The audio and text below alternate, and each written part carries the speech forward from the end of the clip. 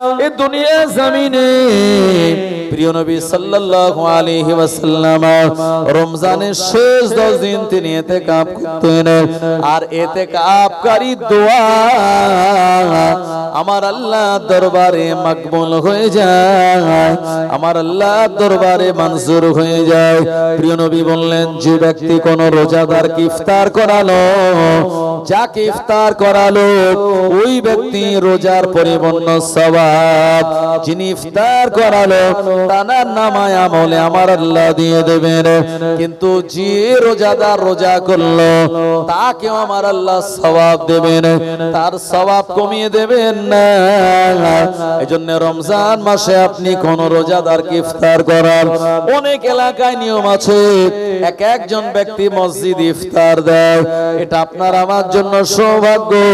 রমজান মাসে আপনি যাকে ইফতার করালেন, আপনি যদি 100টা রোজাদারকে ইফতার করান, 100টা রোজা সওয়াব ওই ইফতারকারীর নামায় আমালে আমার আল্লাহ দিয়ে দেবেন।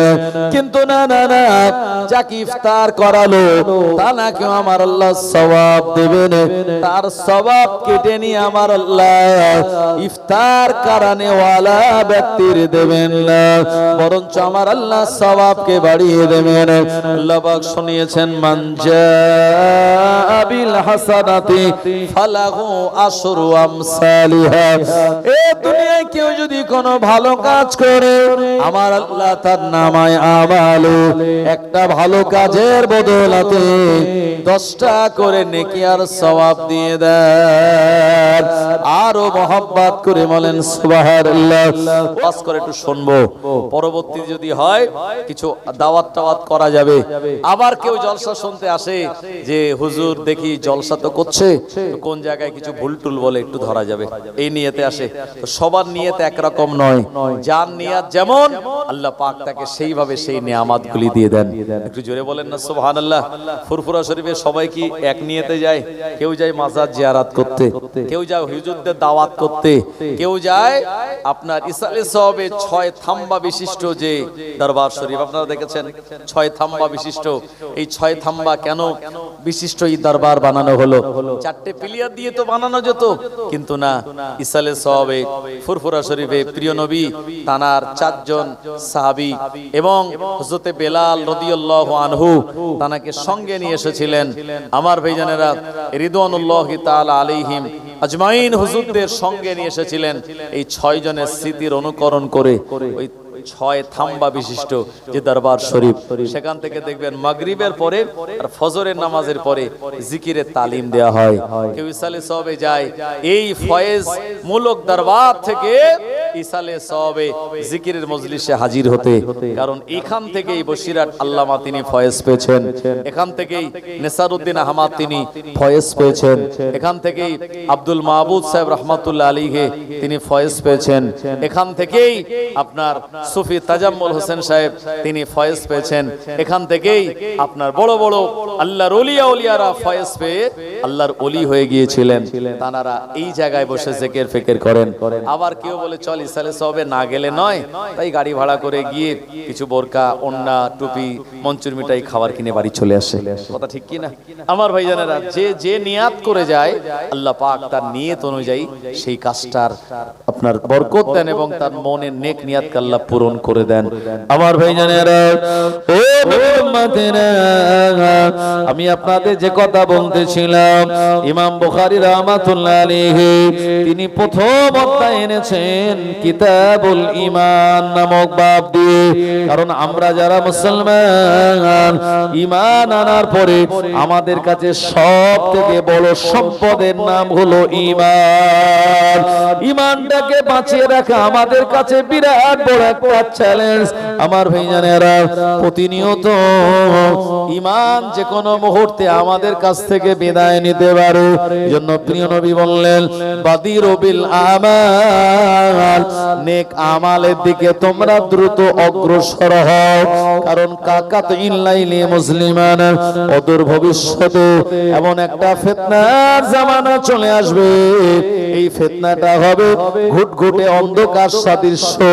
এ জামানায় ইউসবিহু রাজুলু মুমিনান, মানুষেরা সকালবেলা মুমিন হবে, ওয়া ইউমসি কাফিরান, সন্ধ্যাবেলা তারা কাফের হয়ে যাবে।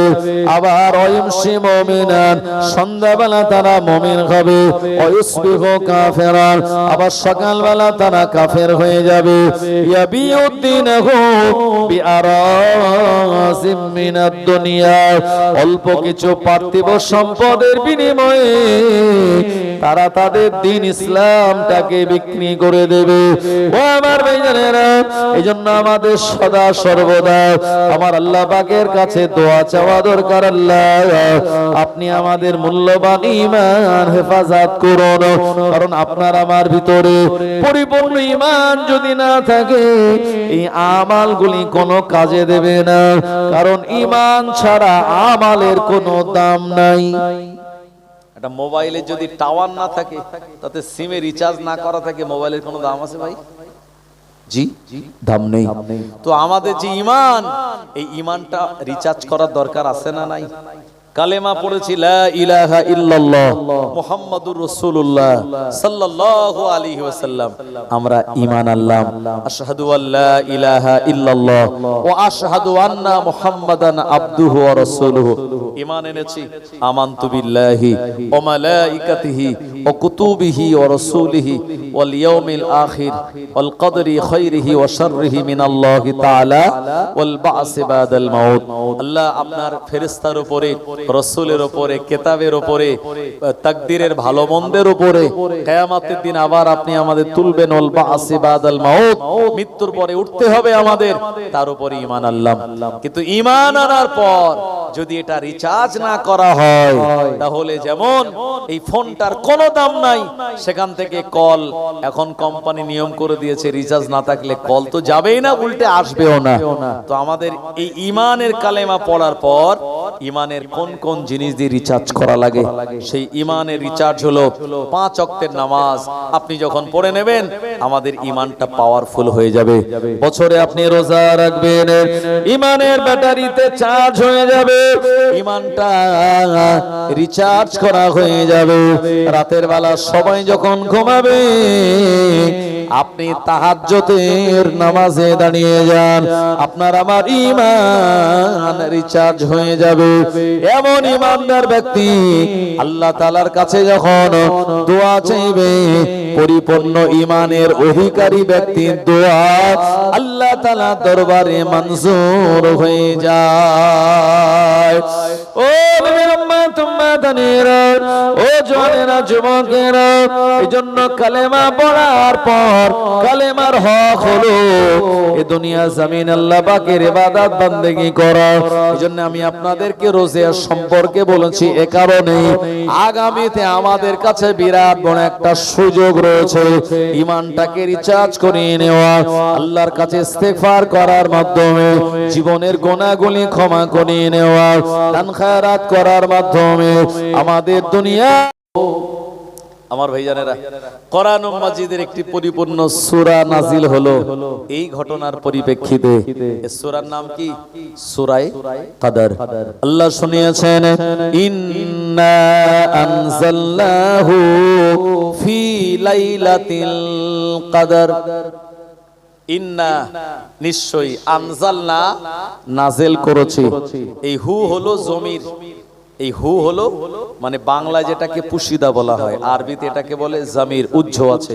আল্লাহ বলছেন ইন্না আনজালনাহু ফি লাইলাতিল কদর।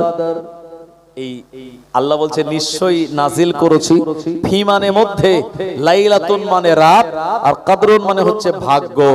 নিশ্চয়ই আমি আল্লাহ ভাগ্য রজনীতে নাজিল করেছি। কি নাজিল করেছি? আল্লাহ এখানে কিছু বলেছে? খালি বলেছেন হু। আসলে এই হু হলো জমির, হুয়ের ইজাফাত হলো কোরআন মাজিদ। জোরে বলেন সুবহানাল্লাহ। আল্লাহ বলছেন নিশ্চয়ই আমি আল্লাহ নাজিল করেছি। হু মানে এটি কোরআন মাজিদের দিকে ইজাফাত হচ্ছে। কোরআন মাজিদকে আমি আল্লাহ লাইলাতুল কদরের রাতে নাজিল করেছি। প্রিয় নবীর উপরে জিবরাইল আলাইহিস সালাম চলে আসলেন। জাবালে নূর নামক পাহাড়ের উপরে গারে হেরা আছে, এই জায়গায় প্রিয় নবী যখন ইতিকাফে, ও আমার ভাইজানেরা, আল্লাহর নবী ইতিকাফ করা অবস্থায় জিবরাইল আলাইহিস সালাম এসে বললেন, আসসালাতু আসসালামু আলাইকা ইয়া রাসূলুল্লাহ হাবিবাল্লাহ, হুজুর আপনি পড়ুন ইকরা। নবী বললেন, মা আনা বিকারিন, আমি তো পাঠক নই। জিবরাইল আলাইহিস সালাম প্রিয় নবীকে আলতো করে জড়িয়ে ধরলেন, চাপ দিয়ে বললেন, ইকরা, ও নবী আপনি পড়ুন। আল্লাহর নবী বলেছিলেন, মা আনা বিকারিন। বুখারী শরীফে ঠিক এই কথাটাই আছে, মা আনা বিকারিন। এর অর্থ হলো আমি তো পাঠক নই, মানে এর আগেও তো আমি পড়িনি। আমার ভাইজানেরা, নবীজি অবশ্যই আমাদের জন্য বিরাট বড় একজন শিক্ষক। আল্লাহ নবী নিজেই বলেছেন, ইন্নী বুইস্তু মুআল্লিমান, আমি তোমাদের কাছে প্রেরিত হয়েছি শিক্ষক হিসাবে। অনেক হয়তো বলছে নবী লেখাপড়া জানে না, নাউজুবিল্লাহ। এইসব ধারণা থাকলে আকীদা বরবাদ হবে। কি বলেছি বোঝা গেল? নবীকে আল্লাহ শিখিয়েছেন, আমার আল্লাহর থেকে তিনি প্রাপ্ত হয়েছেন। আমার ভাইজানেরা, এবং হুদাইবিয়াতে যখন সন্ধি হয়, নবীজি হযরতে আলীকে বলেন, বাবা আলী তুমি লেখো, সোহাইল বিন আমর ভার্সেস আমার সঙ্গে সন্ধি হচ্ছে। এ সময় সোহাইল বিন আমর বলল, ওই যে বিসমিল্লাহির রহমানির রহিম লিখেছে, এটা তো আমরা মানি না, ওটা কেটে দিন, ওখানে লিখুন বিসমিক আল্লাহুম্মা। এরপরে হযরতে আলী লিখলেন যে সোহাইল বিন আমর ভার্সেস মুহাম্মাদুর রাসূলুল্লাহর ভিতরে সন্ধি হচ্ছে। আর সোহাইল বিন আমর প্রতিবাদ করে বলল, না না না, আমরা মুহাম্মাদকে রাসূল বলে মানি না, যদি মানতাম তাহলে সমস্যা থাকতো না, তাই আমরা মানি না। তাই ওই মুহাম্মাদুর রাসূলুল্লাহ কেটে দিয়ে ওখানে লিখতে হবে মুহাম্মদ ইবনে আব্দুল্লাহ। আমার ভাইজানেরা, নবীজি বলেন, আলী তুমি আমার নামটা কেটে দাও, রাসূলুল্লাহ কেটে ওখানে লেখো মুহাম্মদ ইবনে আলী, মুহাম্মদ ইবনে আব্দুল্লাহ। আমার ভাইজানেরা, ও নবীর উম্মতেরা, হযরত আলী রাদিয়াল্লাহু আনহু বললেন, ইয়া রাসূলুল্লাহ, হে ইয়া হাবিবাল্লাহ, হুজুর বেয়াদবি মাফ করুন, আপনি আল্লাহর রাসূল, আপনি আল্লাহর নবী, এ দুশমন না জানলেও আমি আলী তো তা জানি। সুতরাং আপনি মুহাম্মাদুর রাসূলুল্লাহ সাল্লাল্লাহু আলাইহি ওয়াসাল্লাম, আমি আলী এর উপরে কলম চালাতে পারবো না। জোরে বলেন সুবহানাল্লাহ। প্রিয় নবী তিনি আর আলী রাদিয়াল্লাহু আনহুর কাছ থেকে কলমটা নিলেন, আর নবীজি তিনি নিজের নাম লিখলেন মুহাম্মদ ইবনে আব্দুল্লাহ। এরপরে নবীজি নিজে হাতে ওই সন্ধি চুক্তি গনি তিনি লিখেছিলেন। জোরে বলুন। তাহলে এর থেকে প্রমাণ হয় নবীজি লেখাপড়া জাননেওয়ালা একজন নবী আল্লাহ পাক তানায় পাঠিয়েছেন। কিন্তু দুনিয়ার কোন শিক্ষকের কাছে আল্লাহ নবীকে পাঠাননি, কারণ নবীকে তাহলে অপমানিত করা হতো। আল্লাহ নিজে নবীকে 4 বার সিনাচাক করিয়েছেন ফেরেশতাদের দ্বারা, 4 বছরে, 12 বছরে, 40 বছরে, 51 বছর বয়সে মেরাজে যাওয়ার আগে এই সিনাচাক করিয়ে আল্লাহ শুনিয়েছেন, আলাম নাশরাহ লাকা সদরক, ও নবী আমি কি আপনার বক্ষকে বিদীর্ণ করে দেইনি? এই বক্ষ বিদীর্ণ করে দেওয়ার ভিতর থেকে আল্লাহ নবীকে ইলম আর জ্ঞানগুলি দিয়ে দিয়েছিলেন। জোরে বলুন সুবহানাল্লাহ। আমার ভাইজানেরা, ও উম্মতেরা, প্রিয় নবী বললেন, মা আনা বিকারিন, আমি তো পাঠক নই। এরপরে জিবরাইল আলাইহিস সালাম প্রিয় নবীকে ধরলেন, এবং আমার ভাইজানেরা জিবরাইল আলাইহিস সালাম প্রিয় নবীকে ধরলেন এবং একটু জোরে চাপ দিলেন। আল্লাহর নবী কষ্ট অনুভব করলেন। এরপরে বললেন, ইকরা, ও নবী আপনি পড়ুন। আল্লাহর নবী জবান দিয়ে বেরিয়ে গেল, ইকরা বিসমি রাব্বিকাল্লাযী খলাক, খলাকাল ইনসানা মিন আলাক, ইকরা ও রাব্বুকাল আকরামুল্লাযী আল্লামা বিল কলম, আল্লামাল ইনসানা মা লাম ইয়ালাম। সূরা আলাকের 5 আয়াত যেদিন নাযিল হয়েছিল, এটা ছিল রমজান মাসে লাইলাতুল কদরের রাতের বেলা। জোরে বলেন। ও আমার ভাইজানেরা, আমার আল্লাহ বললেন, ওমা আদরাকা মা লাইলাতুল লাইলাতুল কদর। ও নবী আপনি কি জানেন লাইলাতুল কদর কি? আল্লাহ নবী জীবনে কোনোদিন নিজের ইচ্ছা মতো কোনো কথা বলতেন না। কোরআন মাজিদে আমার আল্লাহ তার সাক্ষ্য দিয়ে বলেন, মা ইয়ান্তিকু আনিল হাওয়া ইন হুয়া ইল্লা ওয়াহয়ু ইউহা। আমার নবী নিজের প্রবৃত্তির অনুসরণ করে কোনো কথা বলেন না, যা বলেন সবটাই আমার আল্লাহর পক্ষ থেকে প্রেরিত ওহী। প্রিয় নবী কোনো কথা বলেন না। এ প্রশ্নের উত্তরে ওমা আদরাকা মা লাইলাতুল কদর। ও নবী আপনি কি জানেন লাইলাতুল কদর কি? এরপরে আমার আল্লাহ 3 নম্বর আয়াতে নিজেই লাইলাতুল কদরের ব্যাখ্যা দিয়ে বলেছেন, লাইলাতুল কদরি খায়রুম মিন আলফি শাহর। লাইলাতুল কদর হলো খায়রুন মানে উত্তম, আলফুন মানে হলো হাজার, আর শাহরুন মানে হলো মাস। নিশ্চয়ই লাইলাতুল কদর হলো হাজার মাস অপেক্ষা উত্তম। আরো জোরে বলেন সুবহানাল্লাহ, নারে তাকবীর। প্রিয় নবী বললেন, এ আমার সাহাবীরা অন্যান্য নবীর উম্মতের মতো লম্বা হায়াত লাগবে না। আমরা যদি লাইলাতুল কদর জীবনে পেয়ে যাই, এক রাত ইবাদত করলে 83 বছর ইবাদত করার সওয়াব আল্লাহ পাক আমাদের নামায় আমালে দিয়ে দেবে।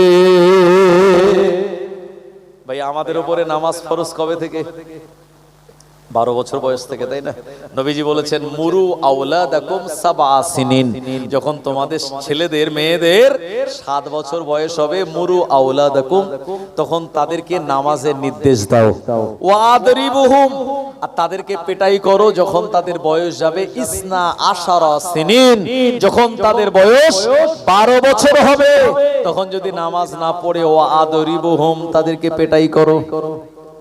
টাকা নিয়ে নিয়েছে পকেট থেকে, স্কুলে যায়নি বলে কান ধরে টেনে এক চড় মেরে দিয়েছে আব্বা, কিন্তু 12 বছর পেরিয়ে যাওয়ার পরে নামাজ পড়েনি। ছেলে মেয়েকে কজন মেরেছি আমরা যারা আব্বা আছি? আমার ভাইজানেরা, ও সোনা মানিকেরা, রাগ করবেন না, আমি আমার নিজের ঘরের কথা বলি না।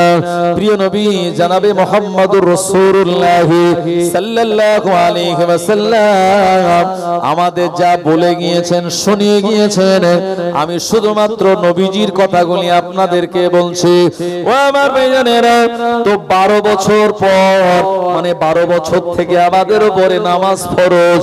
এই 12 বছর থেকে কেউ যদি আপনার 80 বছর হায়াত পায়, তাহলে লাইলাতুল কদর সে কত বছর পাবে? 80 থেকে 12 বাদ দিলে কত হয়? 68। তো 68 বার লাইলাতুল কদর সে পাবে। কিন্তু এখানে একটা সমস্যা আছে, লাইলাতুল কদর যে প্রতিবার তার নসিবে ঠিকঠাক রাতেই হবে এটা জেনুইন নয়। কারণ লাইলাতুল কদর কিন্তু এক রাত নয়। কটা রাত? 5টা রাত। প্রিয় নবী সাল্লাল্লাহু আলাইহি ওয়াসাল্লাম বললেন, রমজানের শেষ বেজোড় রাতগুলিতে লাইলাতুল কদর তোমরা তালাশ করো। 21-এর রাত, 23-এর রাত, 25-এর রাত, আর 27-এর রাত, 29-এর রাত। এই 5 রাতের ভিতরে আমার আল্লাহ লাইলাতুল কদর রেখে দিয়েছেন। কোন বছরে 21-এর রাতে লাইলাতুল কদর হয়, কোন বছরে 23-এ, কোন বছর 29, কোন বছর 27, কোন বছরে 25। এটা আল্লাহ পাক তিনি ভালো জানেন। আমার ভাইজানেরা, তবে এই 5 রাত ইবাদত করে তার ভিতরে খোঁজার জন্য, তালাশ করার জন্য প্রিয় নবী আমাদের শুনিয়েছেন।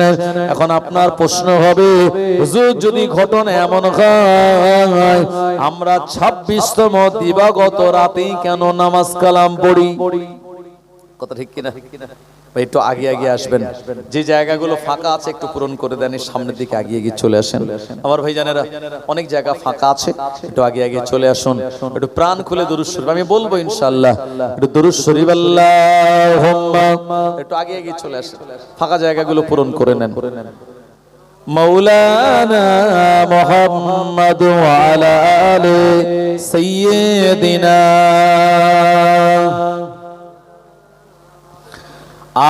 আজ কেন পৃথিবীটা লাগে এত সুন্দর, নবীজির আগমনে সাজালো এ চরাচর। আজ কেন পৃথিবীটা লাগে এত সুন্দর, নবীজির আগমনে সাজালো এ চরাচর। চারিদিকে নবরূপে করে ধারা ঝলমল, সেই রূপ দেখে হয় আখি দয় সুশীতল, আখি দয় সুশীতল। গুঞ্জনে মুখরিত গোটা মরু প্রান্তর, নবীজির আগমনে সাজালো এ চরাচর। আজ কেন পৃথিবীটা লাগে এত সুন্দর, নবীজির আগমনে সাজালো এ চরাচর। ফুলকলি দোলে দোলে সুগন্ধ ছড়ায়, মৌমাছি দলে দলে মারহাবা কয়, মারহাবা কয়। কেটে গেছে কত শীতে হলো সবে উজালা, নবীজির আগমনে সাজালো এ চরাচর। আজ কেন পৃথিবীটা লাগে এত সুন্দর, নবীজির আগমনে সাজালো এ চরাচর। আল্লাহুম্মা সাল্লি আলা সাইয়্যিদিনা ওয়া আলা আলি সাইয়্যিদিনা। আমার ভাইজানেরা, তাহলে ২৬তম দিবাগত রাতে মানে ২৭-এর রাতে আমরা বেশি বেশি নামাজ কালাম কেন পড়ি? ২১-এর দিন তো মসজিদে ভিড় লাগে না, হ্যাঁ ২৩, ২৫, ২৯-এর রাতে তো ভিড় লাগে না। সবাই এই রমজান মাসে তারাবি নামাজ না পড়লেও এই একটা রাত সবাই কিন্তু মসজিদের ভিতরে যায়, বাইরে থাকে সবাই যায়। আমার ভাইজানেরা, তো এই রাতটা আমরা গুরুত্ব কেন দেই? তার পিছনে একটা কারণ আছে, আমরা বিনা কারণে দেইনি। কারণ আমরা যে ইমামের অনুসরণ করি, এই ইমামের নাম কি? ইমাম নু'মান বিন সাবিত রাহমাতুল্লাহ আলাইহি, জানার মেয়ের নামে তাকে আবু হানিফা বলা হয়। ও আমার ভাইজানেরা, ইমামে আযম নু'মান বিন সাবিত যিনি হলেন মাযহাবের ইমাম, আল্লাহর নবী জানার ব্যাপারে বলেছিলেন। নবী আমার মদিনার মসজিদে বসে আছেন সাহাবে কেরামদের নিয়ে, হঠাৎ করে আল্লাহর হাবিব আর পূর্ব দিকে তাকে একটা লম্বা শ্বাস নিলেন এবং তিনি মুচকে হাসলেন। আল্লাহর নবী সাহাবীরা বলেন, হুজুর আপনি এটা কেন করলেন? আল্লাহর নবী বলেন, আমার সাহাবীরা, আমি রাসূলুল্লাহ আমার ইন্তেকালের পর আমার সাহাবীদের জামানায় একজন নেক বান্দার আবির্ভাব হবে পূর্ব দিকে, ইরাকের কুফা নগরীর দিকে নবীজি ইশারা করলেন। এই জায়গায় আমার আল্লাহ এমন এক যুবককে পাঠিয়ে দেবে যিনি এত বেশি জ্ঞানী হবেন, আসমানে সুরাইয়া নামক নক্ষত্রের যদি ইলম থাকে, তিনি তার জ্ঞান দ্বারা আসমান থেকে ইলমটাকে নামিয়ে আনার সক্ষমতা রাখবেন। জোরে বলুন, কত বড় কথা। আমার ভাইজানেরা, সেই ইমামে আযম নু'মান বিন সাবিতের সঙ্গে সাহাবায়ে কেরামদের দেখা হয়েছিল না হয়নি? হয়েছিল। তিনি একজন তাবী, আনাস বিন মালিক রাদিয়াল্লাহু আনহুর সঙ্গে এই আবু হানিফা হুজুরের দেখা হয়েছিল। আমার ভাইজানেরা, অনেকে বলে দেখবেন বুখারী শরীফ তারা গরম দেখায় যে আমরা বুখারী শরীফ মানি, সহিহ হাদিস মানি, তাই আমরা 8 রাকাত তারাবি পড়ি, আমরা বুকের উপরে হাত বাঁধি, আমরা বেতের নামাজ 1 রাকাত পড়ি, আমরা ইমামের সঙ্গে মোনাজাত করি না, আমরা বিনা টুপিতে নামাজ পড়তে পারি। তারা বুখারী শরীফের গরম দেখায়, কথা ঠিক কি না? তাদের ঘড়ি আপনি জিজ্ঞেস জিজ্ঞেস করবেন ভাই ইমাম বুখারী আগে না আবু হানিফা হুজুর আগে? আমরা নাভির নিচে হাত বাঁধি, আমরা 20 রাকাত তারাবি পড়ি, আমরা ইমামে আজমকে মানি বলে। তো আমাদের ঈমান হলো আমরা ইমাম বুখারীকেও মানি আবার ইমামে আজমকেও মানি। কিন্তু ইমামে আজম তানার সঙ্গে সাহাবীদের দেখা হয়েছিল, ইমাম বুখারীর সঙ্গে হয়নি ভাই। ইমাম বুখারী অনেক পরে এসেছেন, আর আবু হানিফা হুজুরের সঙ্গে জানার দেখা হয়েছে হযরতে আনাস বিন মালিক রাদিয়াল্লাহু আনহু, হযরতে হাসান বিন সাবিত রাদিয়াল্লাহু আনহু। একটু জোরে বলেন না সুবহানাল্লাহ। আমার ভাই জানেরা, ও উম্মতেরা, ইমামে আজম বলেছেন লাইলাতুল কদর, এই শব্দটার ভিতরে টোটাল লফজ আছে, মানে অক্ষর আছে 9টা। লাইলাতুল কদর, লাইলাতুল লাম ইয়া লাম, তার আগে আলিফ লাম আছে। তাহলে আলিফ লাম এটা থাকা মানে এটা নির্দিষ্ট করে দেওয়া। আরবি গ্রামারে এটাকে মারেফা বলা হয়, মানে নির্দিষ্ট কোনো কিছু যখন বোঝানো হয় তখন আলিফ লাম যোগ করা হয়। আমার ভাইজানেরা, তো এই যে মুরাব্বিল লাম মানে আলিফ লাম, তারপরে আলিফ লাম লাম ইয়া লাম ইয়া লাম, তাহলে আলিফ লাম লাম ইয়া লাম লাইলাতুল কদর। আমার ভাইজানেরা, এরপরে কদর আলিফ লাম কাফ দাল র, এই যে কদর, আর তার আগে লাইলাতুন লাম ইয়া লাম তে, তাই না? বুঝতে পারছেন কি আমি যা বলছি? লাইলাতুন শব্দে 4টে অক্ষর আছে, লাইলাতুন লাম ইয়া লাম আর গোলতে লাইলাতুন, আর কদর আলিফ লাম এটা আগে থাকে কোন জিনিসটা নির্দিষ্ট বোঝানোর জন্য, আর কাফ দাল রে বা র, এই যে কদর, তাহলে 5টা। আল কদর এই শব্দটার ভিতরে 5টা অক্ষর, আর লাইলাতুনের ভিতরে 4টে, তাহলে 4 আর 5 কত হয়? 9। এই লাইলাতুল কদর শব্দের ভিতরে অক্ষর আছে টোটাল 9টা, আর সূরা কদরের ভিতরে লাইলাতুল কদর শব্দটা এসেছে টোটাল 3 বার। তাহলে 3 9 কত হয়? জোরে বলেন। 3 9 27।